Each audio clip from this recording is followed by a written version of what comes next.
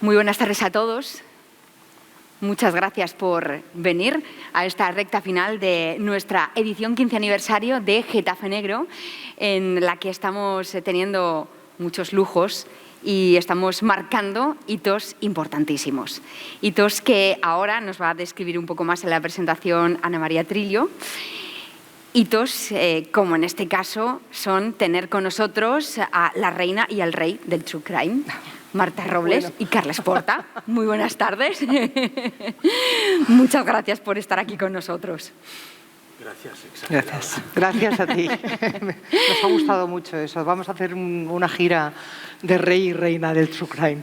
On Tour. Con Marta voy donde haga falta, pero bien. Tomamos nota. Getafe Negro On Tour 2023. Ahí queda eso, pactado. Y Ana María nos va a presentar a sus majestades del True Crime. Bueno, lo primero, agradeceros a todos que nos acompañéis esta tarde en esta mesa que hemos dado en llamar Ética y Estética del True Crime. Como decía nuestra directora Maika, bueno, pues tenemos a dos pesos pesados. Es un verdadero lujo, un placer compartir esta tarde con ellos y con todas las cosas que nos pueden contar acerca de este fenómeno True Crime. A ver, no tendría que haber gran problema en hacer una presentación, pero sí lo hay. Les explico. He tenido que sintetizar dos grandes currículums. Entonces, bueno, voy a ver si he conseguido sintetizarlo y ya les damos paso a ellos, que son realmente los que tienen que hablar esta tarde y no tanto yo, ¿no? En este caso. Bueno, voy a empezar por Carles, que lo tengo aquí cerquita. Carles Porta es periodista, escritor, guionista y productor audiovisual.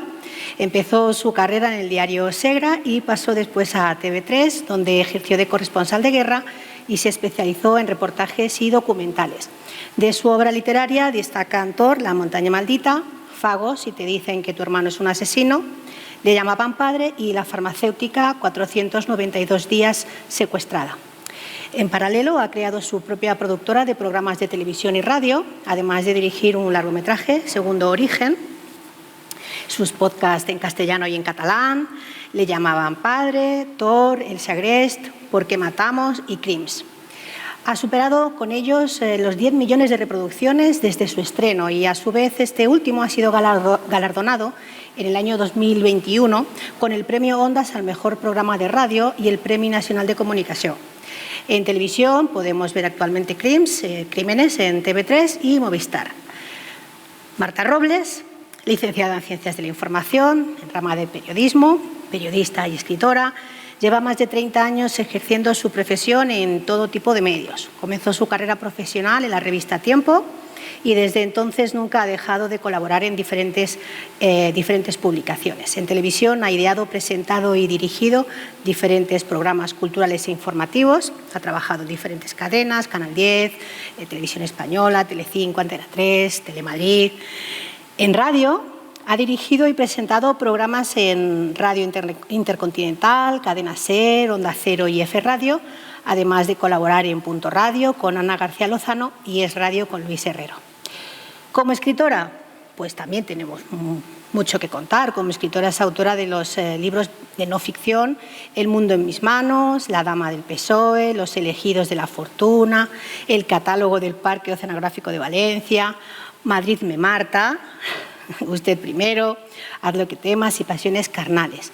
También como autora de libros en este caso de ficción, tenemos Las 11 caras de María Lisboa, Diario de una cuarentona embarazada, Don Juan, Luisa y los espejos, Obscena, y sigo. No se preocupen, si es que ha costado Marta. A menos de 5 centímetros, H negra, La mala suerte, La chica a la que no supiste amar, Premio de Letras del Mediterráneo en el 2019 y Premio Nacional de Literatura Alicante Noir en el 21. Y como nos estaba contando antes, y también aprovecharemos para hablar un poquito de esto, a finales de noviembre sale su próximo libro, que es Lo que la primavera hace con los cerezos, que son historias de amor y desamor de grandes creadores Y bueno, además también tenemos que destacar que se le acaba de conceder el Premio Ateneo de las Letras de Valencia a la trayectoria literaria.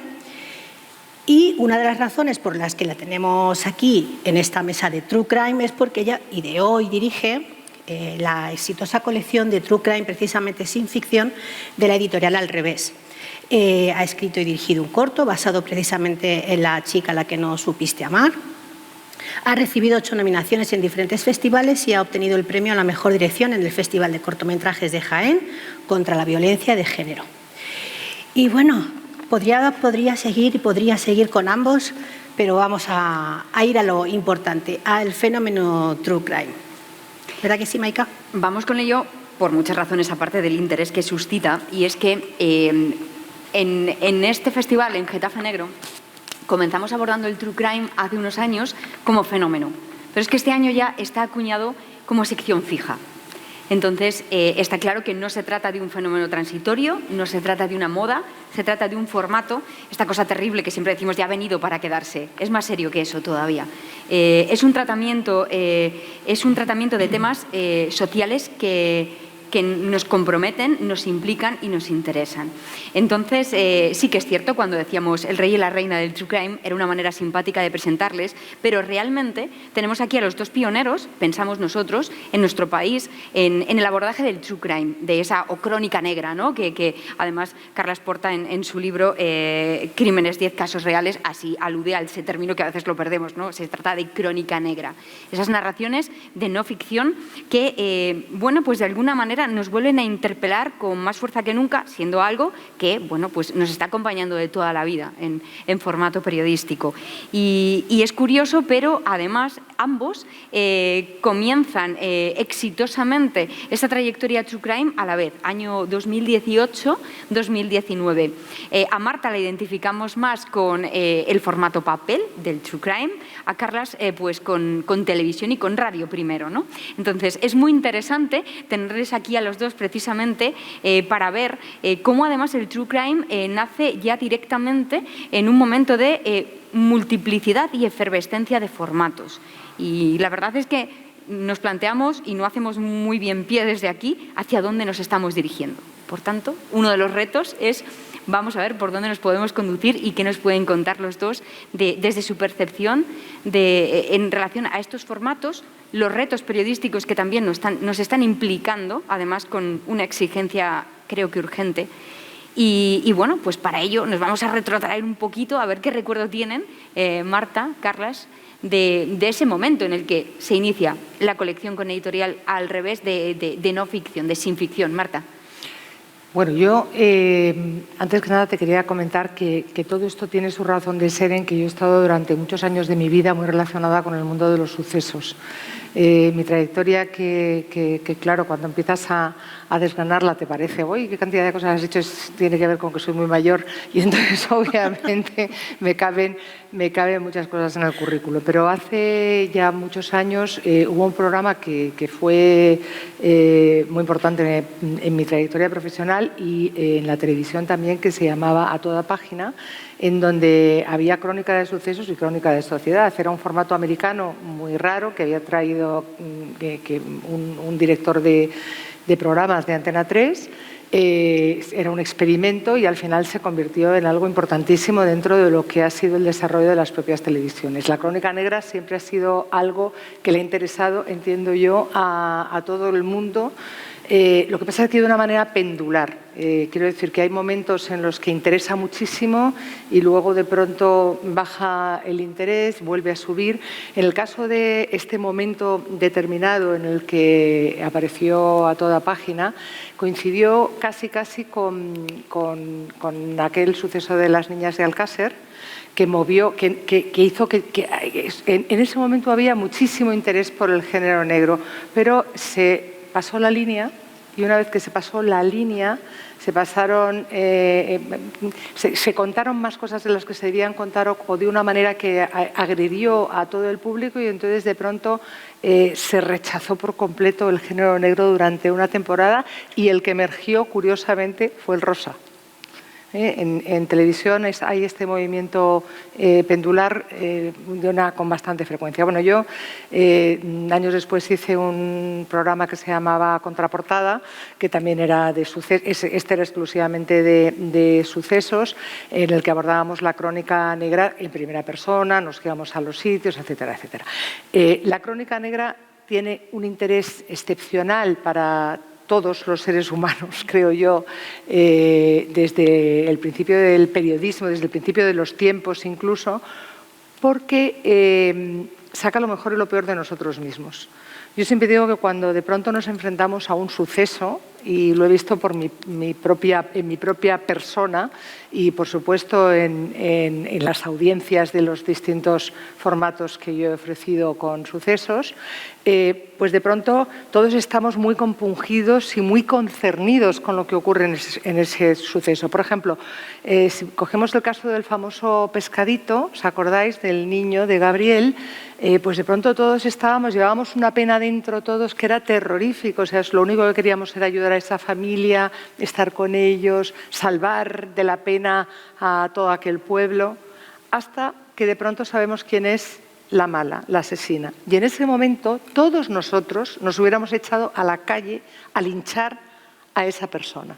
Entonces, de alguna manera tengo la sensación de que el True Crime saca lo mejor y lo peor la crónica negra, lo mejor y lo peor de nosotros mismos, y nos interesa tanto porque en el fondo nos lleva a tratar de explicar el mal, que a veces se puede explicar y otras tantas no se puede explicar, y nos consuela un poco de saber que todos tenemos una parte buena y mala dentro de nosotros. Como decía Simenon, un asesino es cualquiera de nosotros un segundo antes de cometer un asesinato, ¿no?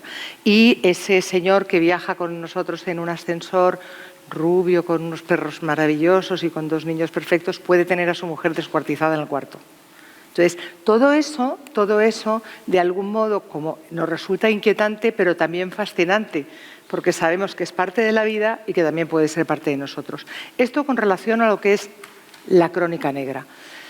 Más allá de la crónica negra está para mí el True Crime como género literario, ¿no? Como género literario que se acuña un poco con Truman Capote. Truman Capote, el envidioso, que digo yo, el envidioso de Harper Lee, a quien yo amo profundamente. Harper Lee es la creadora, la escritora de Matar a un ruiseñor, como sabéis, una mujer que tenía un nombre de hombre, que nunca sabíamos ni siquiera cuando leíamos aquella novela que era una novela masculina, que ganó el Pulitzer y que en realidad Truman Capote incluso en ocasiones dijo que la había escrito él, porque eran muy amigos y fue ella la que le ayudó a recopilar toda la documentación de los asesinatos que luego literaturizó A Sangre Fría. A partir de A Sangre Fría yo creo que aparece un género literario. En el caso de Truman Capote es un género literario que es una crónica negra más extensa, con un punto de vista, por supuesto, de algún modo, aunque trates de mantener la distancia con un punto de vista,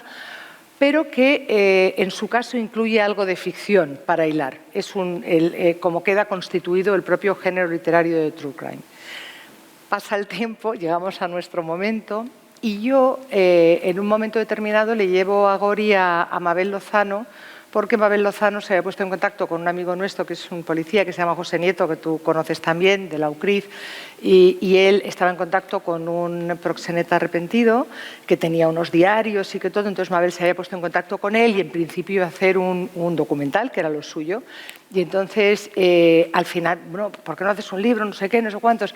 No, que yo no sé escribir, que por aquí, que por allá. Entonces lo intentó de alguna manera, no tuvo suerte. Entonces la llevé a Gregory Dolch, al editor de Al Revés, y le digo, tú confías en mí, ¿no? Pues como confías en mí, esta historia es una historia muy poderosa. De verdad que lo que se va a contar aquí no tiene nada que ver con otra cosa. Es que son los diarios de un tipo, los diarios, que yo creo que solamente se había hablado de eso en Iceberg Slim, se llama ese otro proxeneta que es de Estados Unidos, que lo hacen en la colección Capitán Swing, me parece.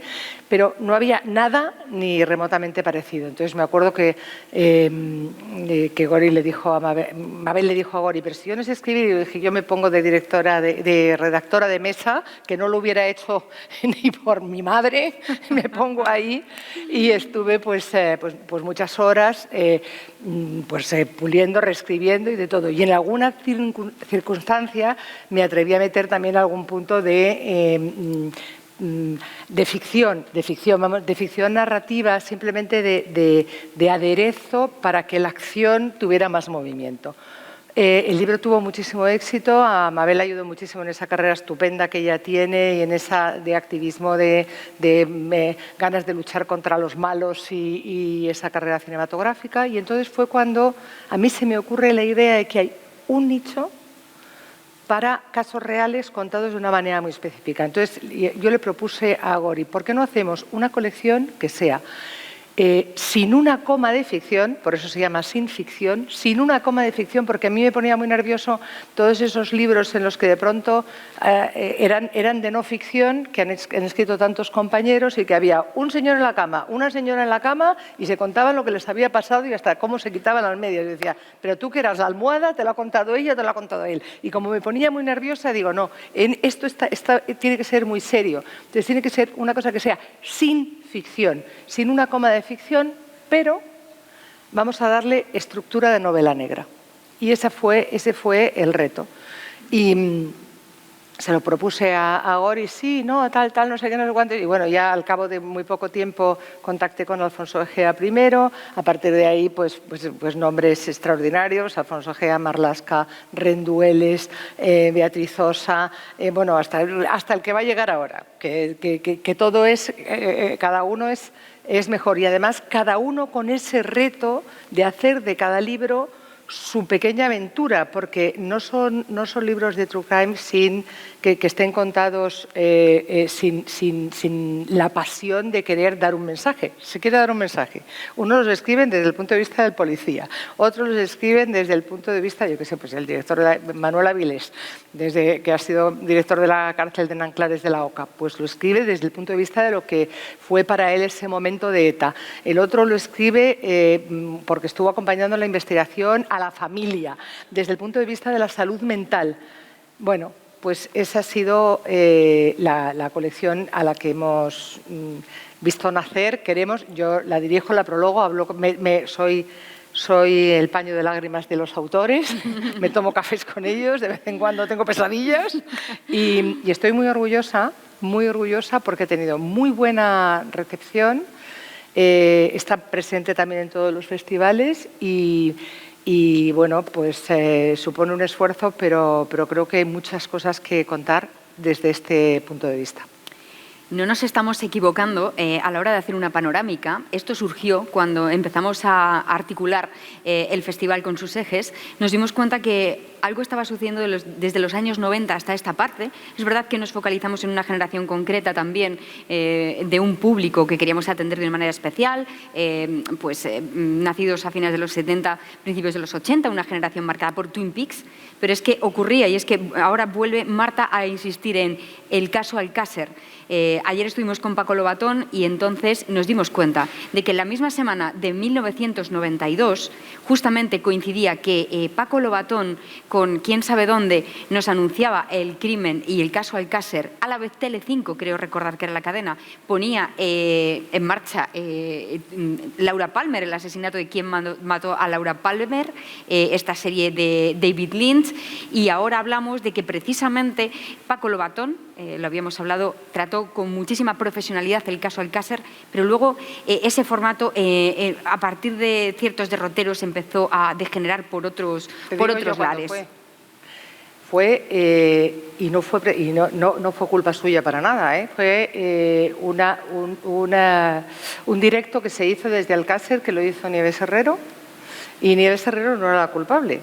En realidad hubo presiones por parte, como siempre, de las cadenas y de todo para que se metiera allí y claro, se metió en el fango más fango de aquello que pasaba. O sea, aquello era lo que sonaba en todas partes, sonaba a partir de lo que había contado Paco, de la tele, de la radio, de todo, sonaba en todas partes. Entonces ella se metió allí y los detalles que se contaron en ese momento provocaron de una manera instantánea el rechazo de todos. Fue como si nos estuvieran tocando a todos a nuestras hijas. Y de algún modo ese fue el detonante de que la crónica negra quedara denostada durante un tiempo. Yo no sé, Carla, si en ese sentido, cuando tú comienzas a abordar en 2019 el tema del true crime, eras consciente de la delicadeza que al parecer todo esto exige, ¿no? Porque de repente creo que un paso en falso, como estamos viendo, y de repente el rechazo del público te dan la espalda y a otra cosa. O no sé si... Yo la verdad ciertamente no era tan consciente de esto que nos cuenta Marta de hace 30 años, de este pico, ¿no? Sí que me sonaba bastante novedoso el true crime. Bueno, hablaré poco porque esta sabe mucho. Cositas. Desde luego la delicadeza es imprescindible, pero no solo para eso, para todo. Y cuando tú estás contando una historia donde ha habido víctimas y donde hay mucha gente afectada, como no seas elegante y no tengas delicadeza, pues estás entrando en un terreno que es muy desagradable. Yo creo que hay un matiz muy importante en todo esto, que lo ha dicho Marta hablando de su colección, que es la intención narrativa. Para mí no todo es true crime.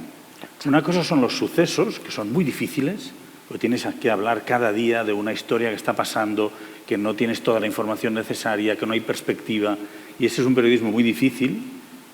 Y después para mí está el true crime, que es un hecho que tú cuentas con introducción, nudo y desenlace. Para mí es un género narrativo con una intención muy clara narrativa, en la que las personas que participan en ese relato son personajes, son antagonistas, tienen un papel fundamental en todo el relato. Y eso es distinto a un periodismo de sucesos. Y es incluso un pelín distinto a lo que consideramos en general crónica negra.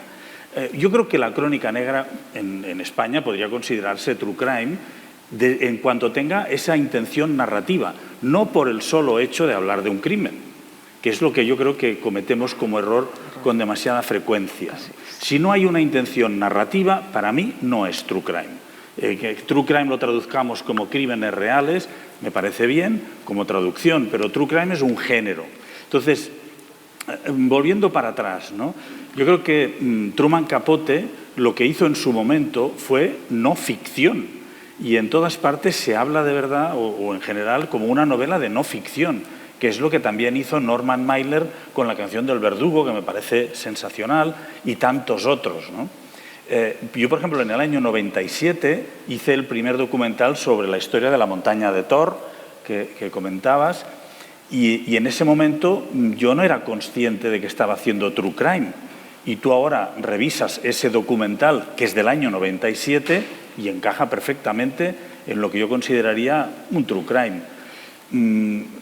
¿Qué pasa? A mí lo que me ha gustado a lo largo de la vida es contar buenas historias, grandes historias, y entretenerme en buscar los matices, los detalles que construyan personajes, en el ejercicio narrativo de contar, de narrar. Y generalmente en estos casos negros eso queda en una segunda posición, cuando para mí es lo principal. Porque hablar de los crímenes es una cosa que hacen los informativos, los medios constantemente, y es muy difícil, pero contarlo con una perspectiva del tiempo, de tener personajes, por ejemplo, cuando citabas Fago, ¿no? Yo no hice la historia de Fago desde el punto de vista ni de la Guardia Civil, ni del supuesto asesino, lo hice desde el punto de vista de la hermana. Si te dicen que tu hermano es un asesino, ¿qué haces? ¿Dejas de quererle?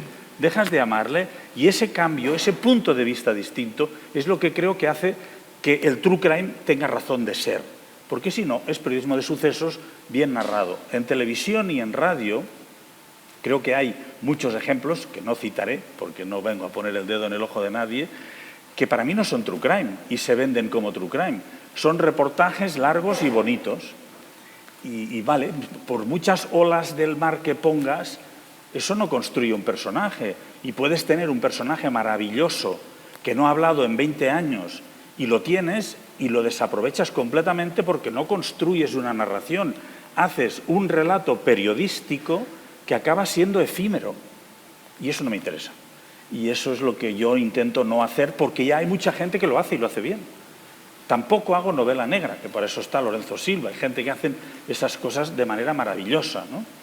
Y yo me he quedado en ese rinconcito que creo que es eso, la narración de hechos reales con vocación narrativa clara. Y para cerrar con el caso Alcácer y enlazarlo con tu pregunta de la delicadeza, que no sé si es delicadeza o es equilibrio, elegancia, neutralidad, respeto, que yo siempre hablo de mis 3 R's, ¿no? Rigor, respeto y ritmo narrativo. Rigor porque todo lo que cuentas en tus libros tiene que ser real. Me ha encantado lo que decías de la cama, porque muchas veces he leído libros que se suponen que son reales, que dice, y la víctima pensó. ¿Cómo cojones vas a saber tú qué pensó la víctima si está muerta? Si no lo contó. Pero se atreven a ponerlo en libros de periodismo. Y la víctima pensó, y dice, anda, ya no sigo leyendo, lo siento, me has perdido, fuera. Y eso no se puede hacer. Entonces, en este caso, el rigor tiene que ser fundamental. Porque a mí me gusta gustar a mi madre, que no tiene ni idea de ese caso, y me gusta gustar al policía que lo investigó y a la hermana de la víctima que lo sufrió. Porque vean que no hay ninguna frase fuera de tono, fuera de lugar, ningún dato equivocado. Cuando eso se produce y hay rigor, hay una empatía con los protagonistas reales que para mí es fundamental, y con el público, que al final yo escribo, narro y hago reportajes o hago documentales para el público. Respeto. Yo empecé en el diario Segre, como te agradezco que recordases en su día, y allí aprendí una cosa. Yo creo que la mejor escuela de periodismo que hay es el periodismo local, porque tú publicas algo y al día siguiente sales a la calle y te encuentras a los protagonistas de lo que has publicado. Y te dicen, pero tú qué has contado, pedazo de tonto. Y eso, claro, tú puedes hablar de Irak y nadie te va a discutir nada de Irak, ¿no? Pero puedes escribir desde Madrid sobre Galicia. Hombre, no, cuando tú escribes de tu pueblo y sales a la calle, tienes que ser muchísimo más riguroso. Y eso lo mamé de entrada.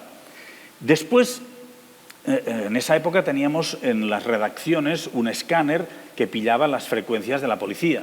Y muchas veces llegábamos a los sucesos, a los accidentes, a los crímenes, incluso antes que los propios policías. Yo había visto muchos cadáveres sin tapar y siempre pensaba, un día me encontraré a alguien conocido. Claro, Lleida es muy pequeño. Pensaba, un día habrá un amigo mío, un familiar, un conocido. Y entonces pensaba, tengo que tratar a ese cadáver con el máximo respeto posible. A él, su entorno, su familia, todas sus circunstancias. Porque si no lo hago así, el día que yo tenga que hacerlo con alguien conocido, me traicionaré a mí mismo. No quiero tener esa carga de conciencia. Por eso, rigor, respeto y luego, lo que os decía, me gusta gustar. El ritmo narrativo, hay que hacerlo bien. Y ahí está la intención narrativa a la hora de contar cosas. Ha habido programas de sucesos durante toda la vida, muchos años, en todas partes.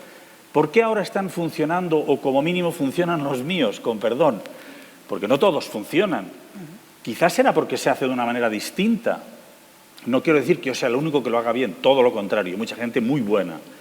Yo creo que se produjo una explosión de este género en 2014-2015 con el podcast de Serial, de Sarah Koenig, que después de 20 y pico años investigó un caso y ahora han sacado de la cárcel a un chaval condenado a cadena perpetua en Estados Unidos, que era el protagonista del relato de esta chica, que hizo un podcast maravilloso. Si os pilláis el inglés, es lo mejor que hay en las ondas. Y luego, en 2015, se estrenó Making a Murder en Netflix. La llegada de las plataformas nos enseña el true crime como un género muy potente, pero si os fijáis, la mayoría de buenos casos son grandes relatos. ¿Qué es lo que cuenta? Grandes relatos. Y en este caso, Making a Murderer nos hace ver a todos que se puede contar una historia sin ni una coma de ficción, con una fuerza impresionante. ¿Qué pasó en Alcácer? Yo creo que en Alcácer, Nieves Herrero, Antena 3 en ese momento, se dejaron llevar por las circunstancias. Y el hecho de subir a un escenario de un teatro a los familiares directos, padres y madres de las niñas asesinadas, y hablar de todo lo que hablaron y con esa soltura, que además es que a los padres eso les gustaba, porque lo necesitaban y no nos acordamos de esto. Claro, esta situación se produce un poco también con Diana Kerr, por ejemplo. Hay una desaparición Y entonces la familia de la persona desaparecida pide ayuda a todo el mundo. Y todo el mundo que puede ayuda. Cuando esa ayuda se masifica, convierte eso en una historia mediática. Cuando las encuentran muertas, ahí quizás lo que debía haberse hecho, que es lo que hizo Paco Lobatón, es un paso atrás. El caso, entre comillas, está prácticamente, o sea, las chicas han aparecido, están muertas, es una lástima, ahora le toca a la policía, a la Guardia Civil, trabajar en encontrar a los asesinos. Pero Antena 3 en ese momento no hizo ese paso atrás, sino que se dejó llevar por la inercia que tenía todo el mundo en ese momento. Incluso los padres hablaban a calzón quitado de todas las menudencias que no hacía falta, ya no hacía falta. Y cuando se vio eso, se produjo esa falta de delicadeza, de respeto, y eso es lo que a todo el mundo asustó. Sin embargo, y ya me callo, y eso que he dicho que hablaría poco, sin embargo, creo que eso no ha dejado de hacerse nunca. Se ha hecho siempre, se sigue haciendo y se seguirá haciendo, porque somos un público en general que comemos de todo, como los cerdos. Comemos de todo. Y el filtro, creo que tú hablabas de qué va a venir. Yo espero que el filtro venga de la inteligencia de los lectores, de los espectadores, que entiendan qué es mierda y qué no lo es, qué es digerible y qué es narración, qué es true crime de verdad y qué es una crónica de sucesos que es efímera, que te la comes con el titular y el resto está alimentado porque sí.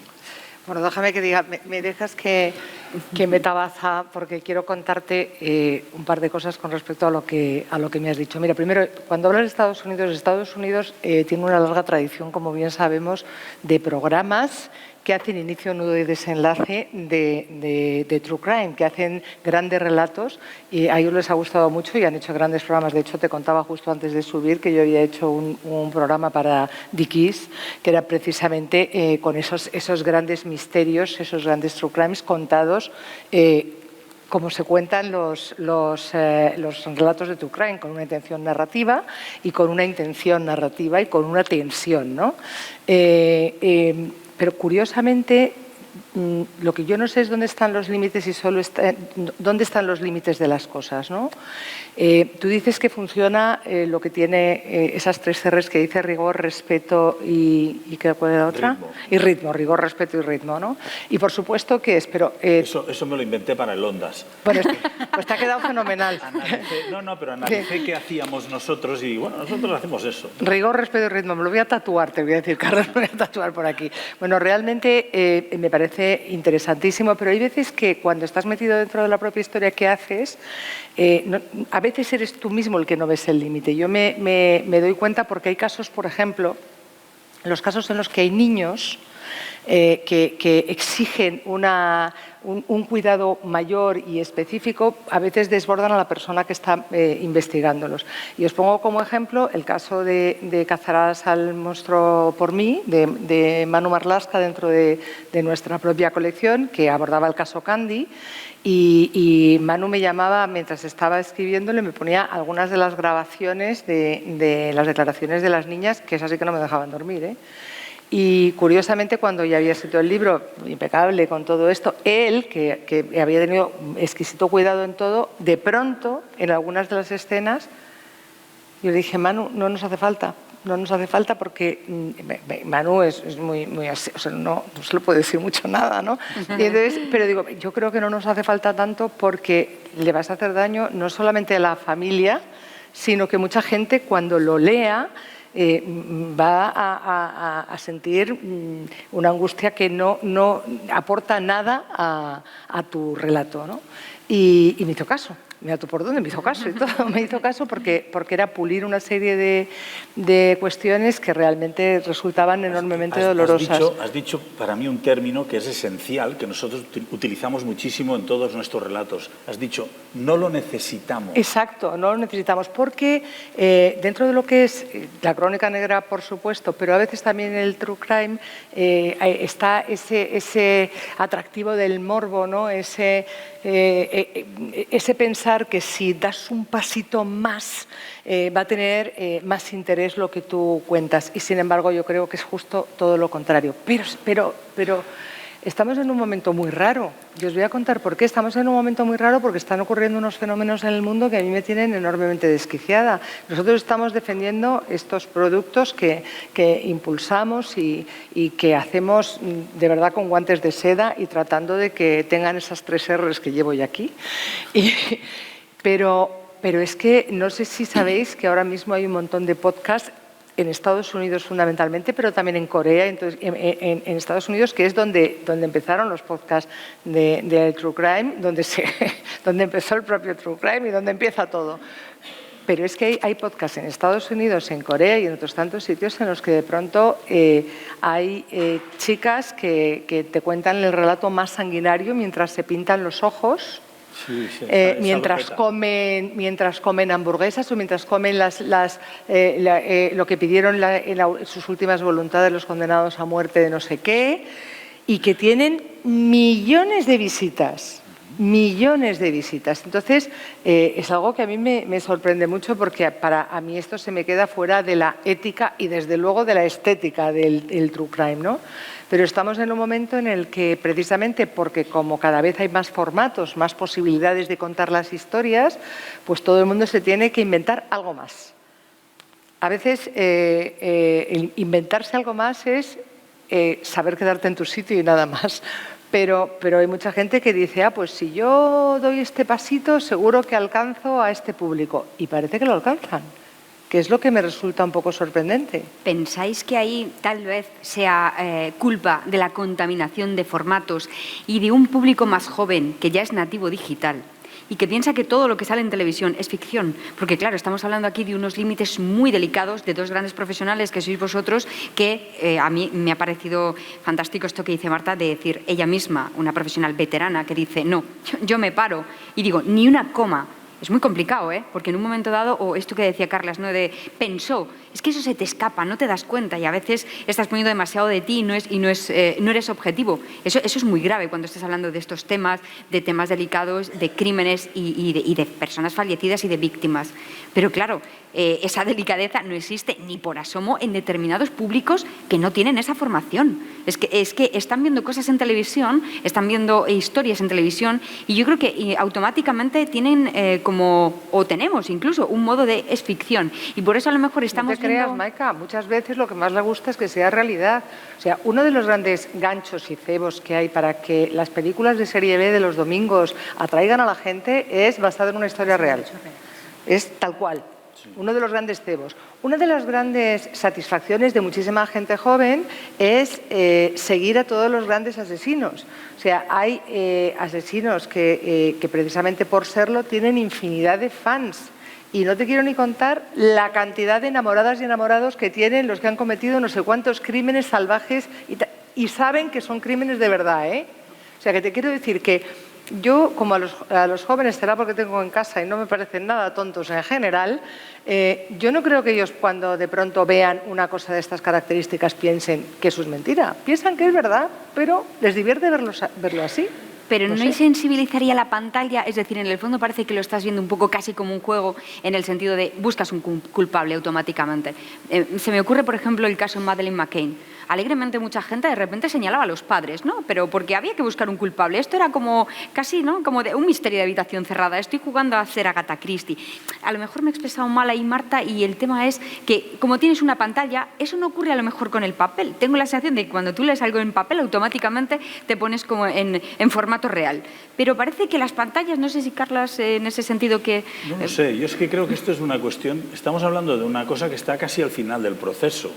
Igual es una cuestión de educación, claro, y es una cuestión de sociedad. Yo siempre digo lo mismo, hay que invertir más en escuelas y en asistencia social y menos en policía y en cárceles. O sea, todo el dinero que se invierte por detrás es inútil porque ya no arreglas nada, el daño ya está hecho. O sea, igual tenemos que educar un poquitín más a la sociedad y a los jóvenes con unos valores que están desapareciendo, etcétera, etcétera, ¿no? como eso no está pasando y ahora nos lo comemos todo, somos omnívoros, pues bueno, pues ahí vamos, ¿no?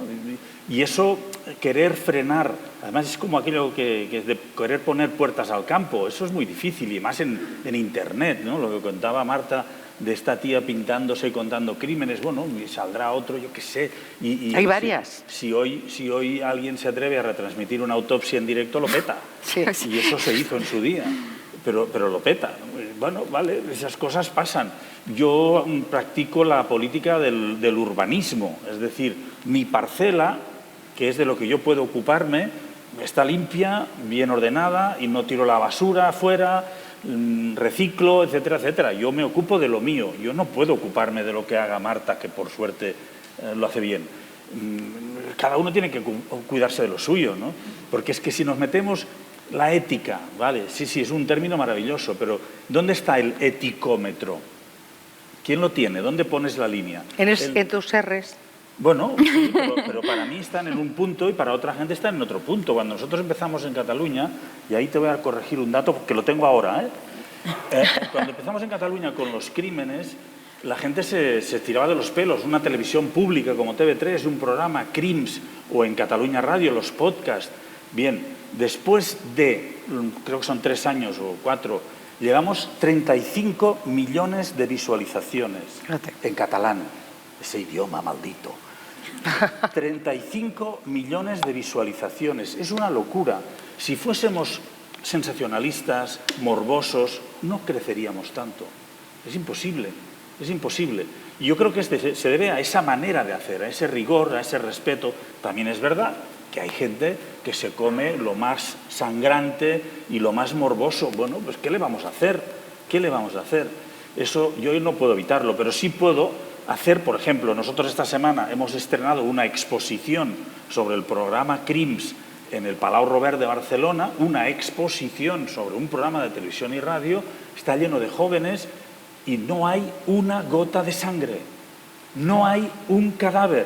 Es más, hay referencia a un caso en el que encontraron un cadáver descuartizado dentro de un congelador y yo llegué a revisar la exposición, el congelador estaba abierto con bolsas de basura y dije, no, se cierra el congelador y se chapa para que nadie pueda abrirlo. Que no es suficiente. No lo necesitamos. Bien, yo puedo responsabilizarme de mi parcela. Todo lo demás, como decía aquel, busque, compare y si encuentra algo mejor, cómprelo. Es que además meternos en el mundo de la ética y todo eso es imposible. Eso tiene que venir de antes, en las familias, en las casas. Eso de la educación es una cosa de la que hablamos poco. Y ahora parece que incluso no queramos ni examinar a nuestros hijos. Por favor, si los vamos a convertir en tontos. Pero bueno, es igual, ese es otro tema. Pero sí que creo, de verdad, que hay que invertir muchísimo menos en cárceles y en policía, sin dejar de invertir, porque sobre todo las policías lo necesitan, pero invertir muchísimo más en asistencia social, en esos desequilibrios económicos que hay en nuestra sociedad, que son el motivo y el motor de la mayoría de crímenes, sin duda, y si se invierte allí, a lo mejor, pues bueno, disminuye este interés por estas barbaridades. Justo al contrario, además, Carlas, esto que comentabas precisamente, esto de que aportan estas historias en la televisión, qué tremendo. Corrígeme si me equivoco. El año pasado, a través del Zoom, estuvimos hablando de la farmacéutica y justo contabas, ¿no?, que los secuestradores eran unos auténticos cafres. Tenían todo menos glamour, era un desastre, ¿no? Aquella historia era todo como un despropósito, ¿no? No tenían ni gracia, ni acción, entonces no era algo atractivo, ni eran unos personajes precisamente con un... no sé, no eran esos... No eran sexys, vamos. Sí, nada, no eran ese thriller trepidante que no te dejara respirar, adictivo. La farmacéutica, que por cierto coincidió en época con lo de Alcácer, porque la secuestraron en noviembre del 92 y ahora me está sonando que alguien va a hacer algo porque se van a cumplir 30 años, espero que no hagan barbaridades. Pero puedo hablar, y perdón por el protagonismo, yo puedo hablar de lo que yo hago. Yo hablé con ella y le dije, mira, yo creo que tu historia no se ha contado nunca bien. Todo el mundo le suena la historia de la farmacéutica de Olot, ese secuestro. Una mujer encerrada 492 días en un zulo. Y nunca, si os lo preguntáis, a la gente no sabe exactamente qué pasó. Porque una vez fue liberada, empezaron a salir 1000 historias. Y hubo cadenas de televisión, que ya no era Alcácer, ya era otra cosa, que alimentaban la mentira. Sí, sí. Y lo sabían perfectamente que eso era mentira. Y lo alimentaban porque daba audiencia. Bueno, hay veces que ni siquiera que se repiten. O sea, hay veces que no es que alimenten la mentira con intención, hay veces que alimentan la mentira porque cuando una mentira sale publicada una vez se repite 1000.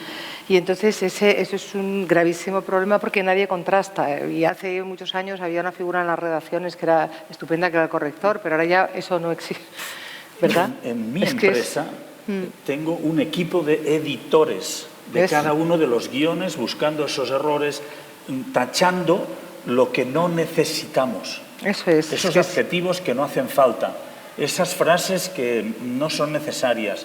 Todo eso nos da, creo yo, ese punto de rigor y de respeto que si no se escapa. No somos perfectos, se nos cuela cosas.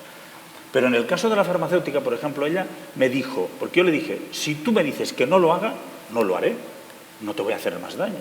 Y ella me dijo, no me hagas más daño. Y me explicó que le hacía más daño lo que le pasó fuera del agujero que dentro del agujero. Claro. Y lo que le pasó fuera del agujero era ese ataque mediático, esa presencia mediática, esa observación, esa mirada. Y aquí os voy a contar otra cosa, perdón, pero es que como estoy aquí... Sí. No, en torno a las víctimas, ¿no? Esa mirada que tenemos como sociedad hacia alguien que ha sido victimado, ¿no? Es una mirada siempre mala. Somos una sociedad que tratamos muy mal a las víctimas. Sí. Muy mal, siempre. No, lo entendemos como un fracaso y nos alejamos del fracaso, renegamos del fracaso, señalamos y humillamos al fracaso. De ahí viene el bullying y todas esas cosas. Eso nos convierte en una sociedad muy mala, muy pobre. ¿Qué pasa? Esa es una de las luchas que tenemos en nuestros programas, ¿vale? El otro día de una conferencia, que la podéis encontrar en internet si queréis, en la Universidad Oberta de Cataluña, la UOC, está en castellano, y al acabar se levantó una profesora del grado de criminología y dijo, soy profesora de victimología, hemos analizado vuestros programas, y yo pensaba, ay.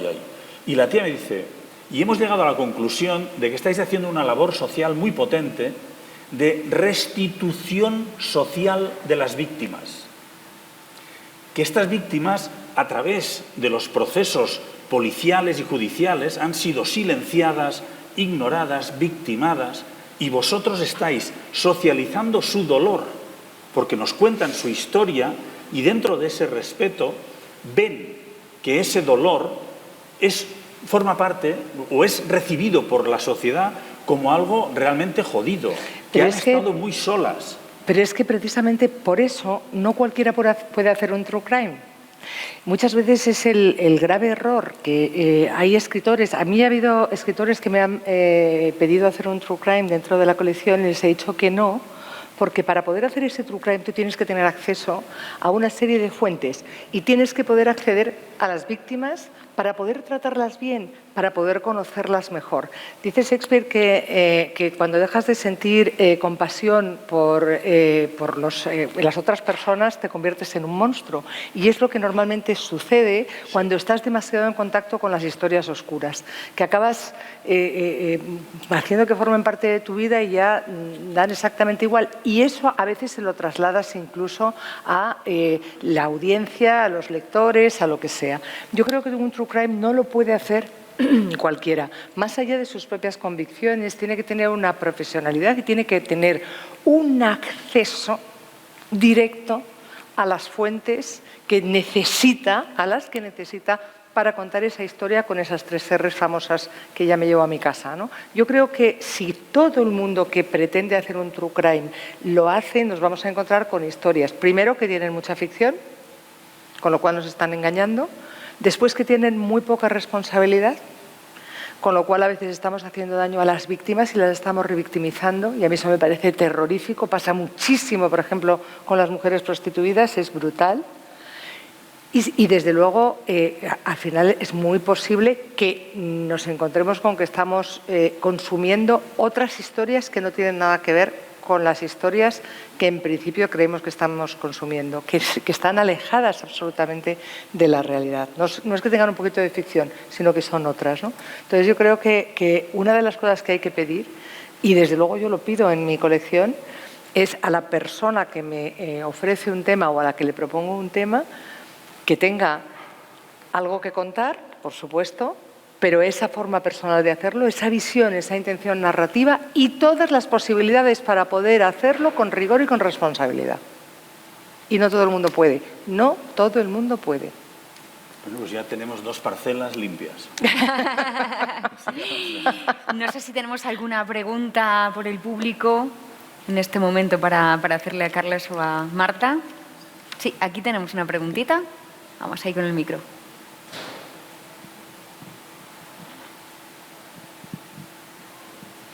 Aquí. Hola, buenas tardes. Lo primero, agradecer el contenido que estamos escuchando, porque la verdad es que creo que está siendo de mucha calidad y muy interesante. Un apunte para el señor Porta. Se me hace rarísimo escucharle en castellano. Y bueno, solamente decir que desde aquí, aunque sea un idioma maldito, también seguimos cringe algunas personas. Hay una observación que está continuamente en la conversación y es esta cuestión de el respeto, el hacer bien las cosas. A ver, esto lo digo yo como espectador y consumidor de true crime, de novela negra y de contenidos a veces, pues, a ver, podríamos decir un poco más oscuros de lo que es una crónica mainstream. ¿Hasta qué punto, tanto la señora Robles como el señor Porta, piensan que a lo mejor alimentar este género que se hace fuera de circunstancias sociales, que se hace desde toda la vida, hoy por hoy está alimentando algunas agendas o algunas perspectivas sobre la presencia del crimen en la sociedad que hoy por hoy está siendo bajo y demás, pero que alimentan según qué agendas de preocupación social? ¿Hasta qué punto dentro de esa responsabilidad de tratar correctamente los crímenes está el no crear ese alarmismo o alimentar esas agendas? Y esa sería mi pregunta. No, te lo agradezco y te sugiero que escuches la conferencia que hicimos en la Universidad Oberta de Cataluña, la UOC. Había un profesor experto en el análisis del impacto del tratamiento de los sucesos por los media en la sociedad. Ese señor hizo un estudio también sobre nuestro programa, porque en Cataluña estamos teniendo audiencias superiores al Barça. Vale, que el Barça está muy mal, ¿no? Pero la verdad es que estamos teniendo audiencias de más del 25% de cuota, que eso son cifras enormes, y estas 35 millones de visualizaciones es una barbaridad. Y él dijo que eso no se notaba en absoluto, que no había un traslado del miedo. Otra cosa es que haya gente que está pasando en Cataluña, que ve nuestro capítulo y al día siguiente tiene miedo de bajar al parking porque se caga un poquito. Bueno, eso quiere decir que lo estamos haciendo bien. Yo creo que uno de nuestros éxitos, tanto en tele como en radio, y lo intentamos con los libros, con el de crímenes y con los que estamos haciendo, es llegar a la gente a través de las emociones. El poder motivar esa tensión, un poquito de miedo, pero tú sabes que al final eso se acaba, el relato lo tienes ahí. Claro, y es antiguo, etcétera, etcétera. Entonces, en Cataluña se ha hecho, que yo sepa, 2 estudios. Este de la universidad, que lo comentaron ellos y que vieron que no había ningún impacto, es decir, es más, todo lo contrario. Este señor se atrevió a decir, y era profesor de universidad, yo ahí no me meto, que debido a nuestro programa, o gracias a nuestro programa, él creía que estábamos impulsando, no bajar tampoco, pero estábamos impulsando a los medios a tratar con mucho más rigor los sucesos diarios. Y eso no es nada baladí, En cuanto a los índices de criminalidad, la policía tiene sus estudios y eso va determinado por otras muchas cosas. El miedo de la gente también va determinado por otras muchas cosas. Es evidente que en el momento en que tú emites un programa de televisión en el que la gente en casa tiene miedo, y hay mucha gente que me dice, yo antes de verlo me aseguro de tener la puerta cerrada, o nunca lo veo sola, o lo veo por las mañanas. Pero también me encuentro mucha gente que dice que se pone mis podcasts para dormir. Esos son raros. No, así, ¿eh? No, y que al día siguiente, será porque mi voz le relaja, yo qué sé, y al día siguiente acaban con la historia o siguen con la historia, y hay mucha gente que me dice que se pone mis podcasts cuando tiene que hacer algo en lo que no puede dormirse, que tiene que estar muy tenso. Yo qué sé, tío, eso es muy libre. Te aseguro que no me voy a sentir responsable el día que salga algún carcamal, que va a salir, diciendo que se ha inspirado en crímenes para buscar una técnica. Yo creo que eso no va por ahí. Mi trabajo es narrar, sencillamente narrar. A partir de ahí, insisto, si tú estás, que no creo que sea tu caso, si tú estás mal educado y ahí se te viene una idea para apuñalar a alguien o lo que sea, hombre, no me eches a mí la culpa, joder. Es que de verdad, yo cuando vamos hasta este punto, en esta sociedad de lo políticamente correcto, que lo llevamos todo hasta el extremo y pensamos que nuestros niños van a ver a Superman volando y que se van a lanzar por una no sé qué, que la sociedad está buscando los que... Oye, mira... No hace ninguna falta meterse ni en sus podcasts, ni en los programas, ni en los libros. Tú te metes en internet un ratito. Vamos, que yo, que escribo novela negra, pienso que si ven mi historial me meten directamente en la cárcel, como te puedes imaginar. Pues, pero tú te metes en internet un ratito y ves las cosas que hay y ya directamente tienes información para ser todo lo malo que tú quieras de aquí hasta que te mueras. Con lo cual, no se puede responsabilizar de las cosas malas a los otros. Si esto fuera la manera de educar a la sociedad, vale, pero es que la sociedad no se educa quemando Lolita y así a partir de ahora no va a haber pederastia ni va a haber no sé cuántos. No, la sociedad en todo caso tiene que leer eso y reflexionar, explicarse a sí misma qué es lo que sucede allí. Yo creo que es todo lo contrario. No quememos en la pila nada, sino al revés. Dejamos que todo se haga a ser posible bien, a ser posible con respeto. Es una buena respeto, reflexión, ¿no? Yo me la he hecho muchas veces.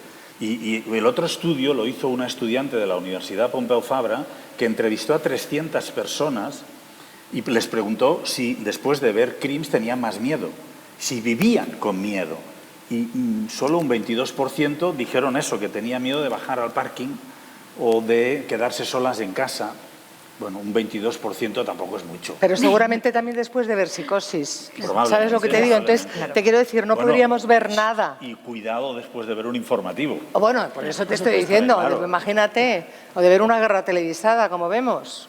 Cuidado, o sea, y ver hasta dónde, tú que has sido corresponsal de guerra, como mi detective de mis novelas, ¿cierto? Pero claro, es que cuando tú te das cuenta de hasta dónde puede llegar el ser humano en una guerra, pues dices, bueno, ya cualquier cosa puede pasar, pues después de ver eso puedes tener mucho más miedo, porque insisto, el de al lado se puede convertir en un monstruo en un segundo. El forense Narcís Bardalet, que si me habéis seguido un poco sale mucho, es un señor muy, muy inteligente que dice: los crímenes más atroces los cometen siempre la gente más normal. Desde luego.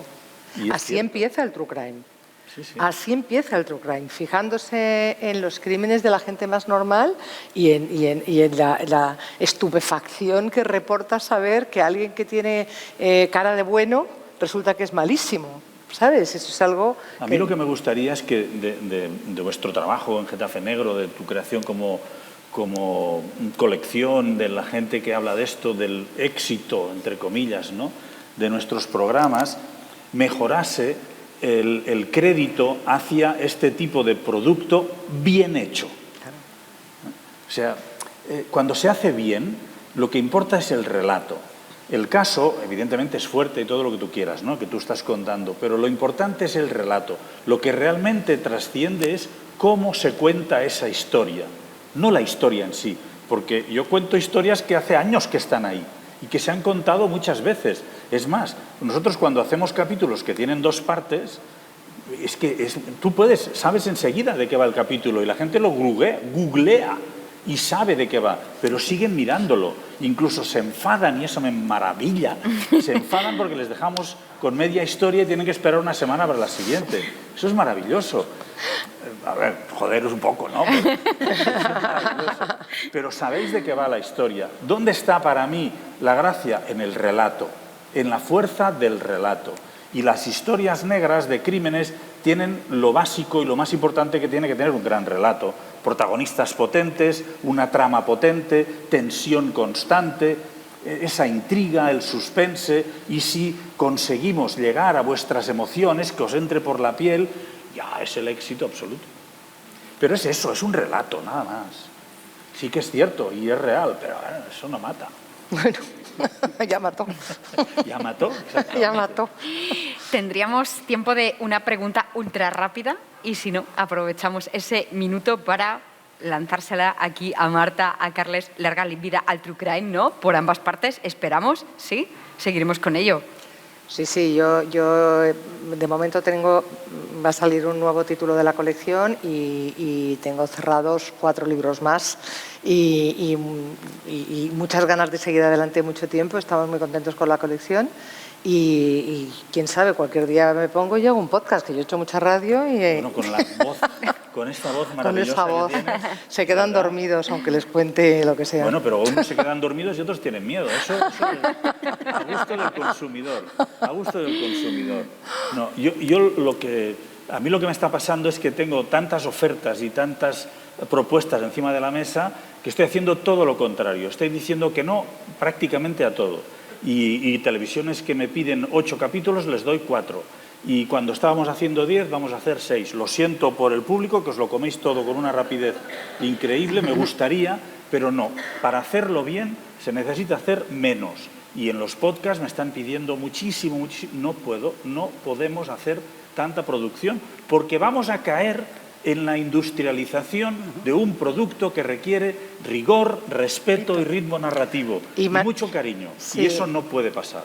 Hay que hacerlo con delicadeza. Y yo estoy convencido de que la gente sabe valorar lo que es bueno y va a esperar a que saquemos nuevas temporadas, pero hay que hacerlo muy bien. Pues a mí me encanta que, claro, tú estás hablando en primera persona y yo también, y estoy muy contenta de esta experiencia. Yo, desde luego, lo del podcast es una broma porque no tengo tiempo para más, pero realmente me asusta un poco pensar que la gente a veces no diferencia, a lo mejor todos a veces no diferenciamos lo bueno de lo malo, y también al mismo tiempo que tú estás haciendo todas estas maravillas y que yo estoy haciendo mi estupenda colección, están saliendo también otros muchos productos que son verdadera basura. Y si tú crees que la gente diferencia, yo no lo tengo tan claro, insisto, y vuelvo a las chicas del maquillaje o de las comidas o tal, para no hacer daño y no meter los dedos en cosas que están pasando aquí.